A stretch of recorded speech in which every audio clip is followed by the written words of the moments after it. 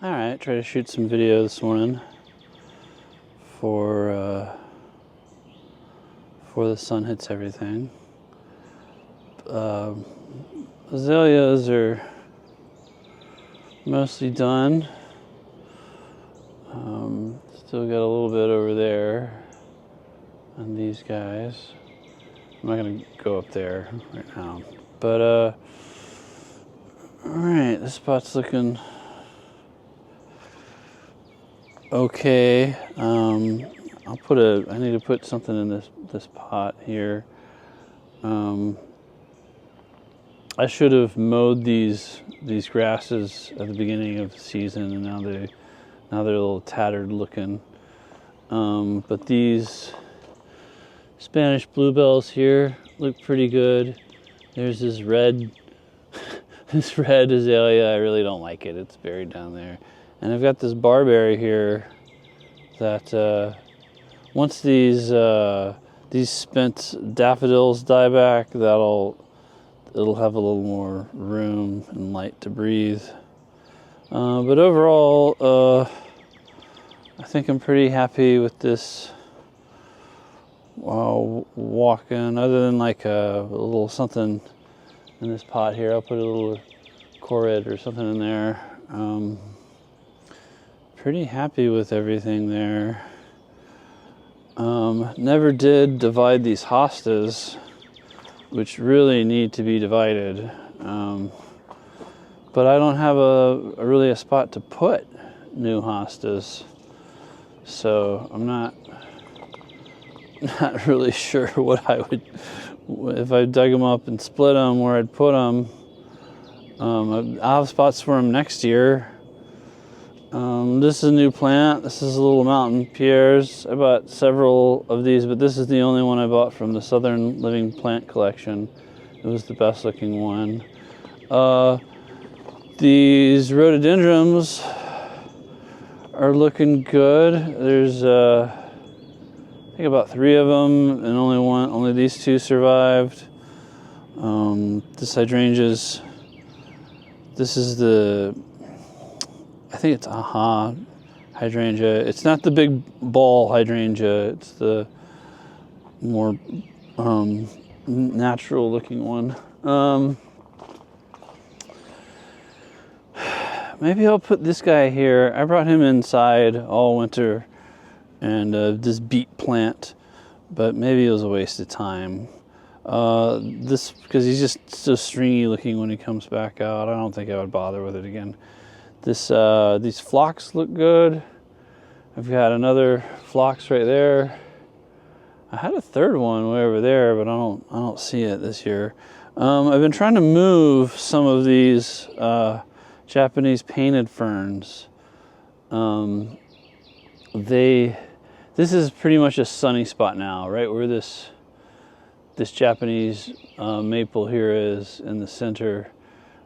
This is a real sunny spot, and that hosta there, it really needs to go somewhere else now. And these Japanese painted ferns, they probably should go somewhere else now.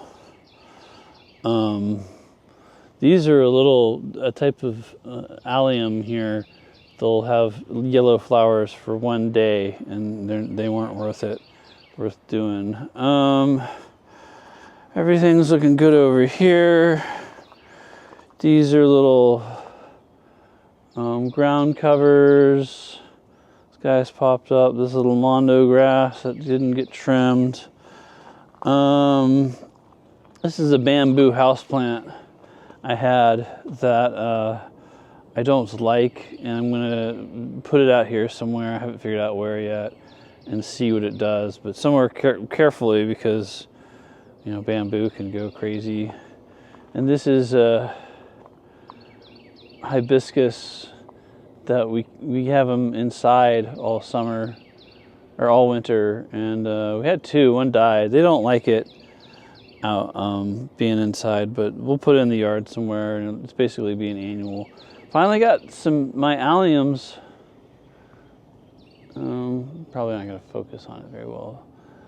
I planted, this is its 3rd year, these alliums popping up, and this one's actually blooming. Looks like this one's gonna bloom.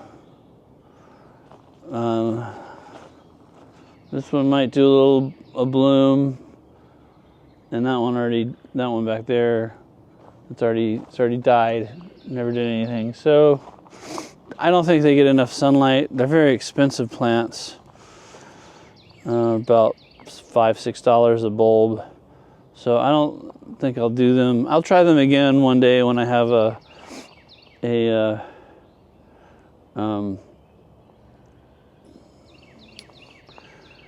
bed out there by the fence where it gets more sun. I'll try Alliums again then. What else? Here's my clematis. This is about its 4th year on this tomato vine thing. These are some house plants I brought outside. I put this in the ground just a couple days ago. This is a moonflower right here, a little moonflower, and then there's a couple morning glories in there too. The moonflower has just jumped up. It's excited to be outside. I mean, that vine growth is happened overnight. It's happy to be out here. Morning glories, they're moving a little slower. I think these are all sage. I really don't know. I planted all these. I don't know. We're gonna put stuff in the ground this weekend. Celotias, I think.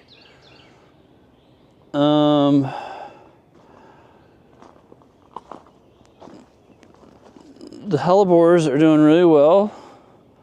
So there's this hellebore here. Maybe time to move it somewhere where it gets a little more space. Although all this foliage will die back pretty soon. So, but this row of hellebores is doing good. This is the hellebore Bethany gave us. They all could use dividing.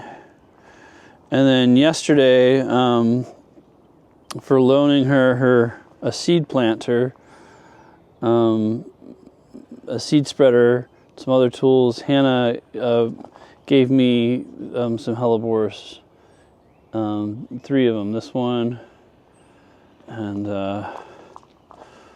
this hellebore over here, and this one here. What's kind of fun about my hellebores is they've all been gifts. None of my hellebores. The first one was a gift from Bethany, and that's when I learned about them and learned how good they could do. Sarah gave me a gift certificate one year for my birthday or Christmas, I forgot which. And that's what I bought these hellebores from White Flower Farms. And then, yeah, Hannah just gave me these 3 more hellebores. So all the hellebores somebody gave me, and that's kind of cool. This bed, the Cubas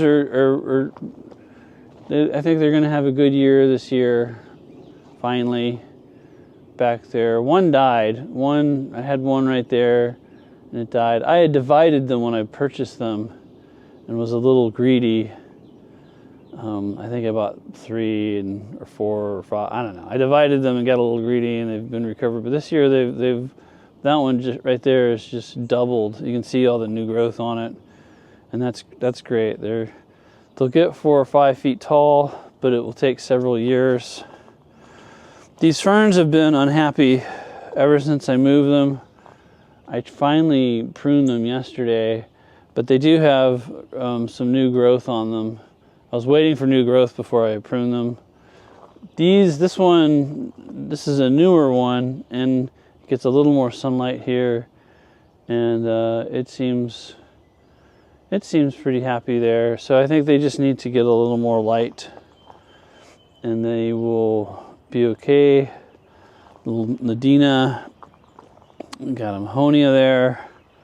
All my Steebles, I think that's what you call them. I didn't find any this year. Last year I bought a bunch and put them in here. I like to keep buying some more and putting them in this bed, but I haven't seen any some little house plants. I forgot what they're called, but I'm gonna put them in this spot here over the weekend. And this bed is filling in okay.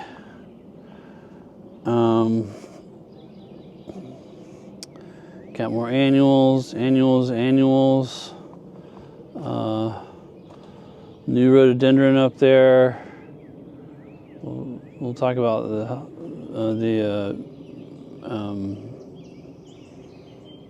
hydrangeas in a minute here.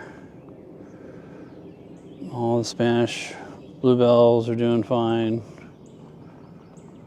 And yeah, not much going on down here new, except that I added a couple of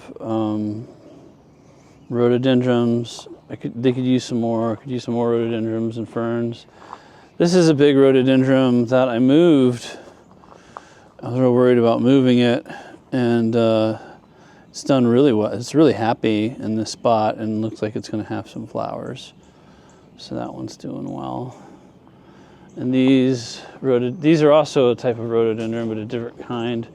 They put on a lot of growth this spring. They flowered a while ago and have a lot of growth. So, bed's looking okay. Pretty good for its first year with that fence. Tomorrow or Sunday will be our annuals planting. Next Sunday is Easter Sunday, and Bo said he'd come over, and we're going to put all these annuals. I basically just plug annuals wherever there's a hole. I don't know how you say that one. Godfrey, I don't know. Here's more of that moonflower. He's just been in there a couple days. And more, there's still a few of these Japanese painted ferns. I'm trying to dig them up and move them because they're not going to like it there once the summer heat starts. So this is probably my greatest success as a gardener so far, is these foxgloves. These took 2 years because they're biannuals and they grow from seed.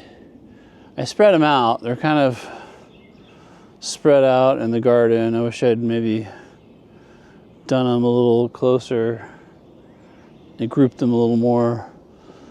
But they're just now starting to flower. They started flowering a couple days ago. And obviously putting on really pretty spikes. And it'll be exciting to see what happens with them. I'll definitely keep doing them because even though it took 2 years for them to flower, I like the foliage. The foliage looks nice on them. Here's a little ground phlox hidden in there. Yeah, I've got 2 phlox over there. I need a third one over here. I thought I had one. Hydrangeas mixed with daylilies. I need more daylilies. I didn't touch this bed any. This, of course, is all new. The Japanese maple survived its transplant. It doesn't seem to be any worse for the wear. It was incredibly difficult. I've never moved anything more difficult, a plant that big before. But it seems to just be fine. Then all these hydrangeas I moved, and they're all in that bed somewhere, and they're getting too big and a little too much light. And so, yeah, let's see. 1, 2, 3, 4, 5, 6, 7, 8, 9 hydrangeas. And so I'm real happy with that, to just instantly have a bed. Obviously that bed's still, got a lot of space in it, but I haven't, where the hydrangeas are, I've tilled and added compost to the bed. But over there on the other side of the tree and behind the tree, I just laid down compost. I didn't do anything. I didn't even till. I didn't even pull up the sod. I just threw stuff down there. So that bed could maybe take some shrubs, but definitely isn't going to take plants or anything. And there's some gaps, you know. Something needs to go kind of between these as they fill in. And this is a big dead gap. But you don't visually see it unless you're standing over here. And I'm not going to go over there and talk about that bed right now. That bed's all over the place because I'm still figuring things out. I'm trying to figure out what I want to do there. It's kind of a trial and error spot. But I'm pretty happy with this. It'll be fun to see how it fills out over the summer. Most of the work is done, other than putting the annuals in the ground.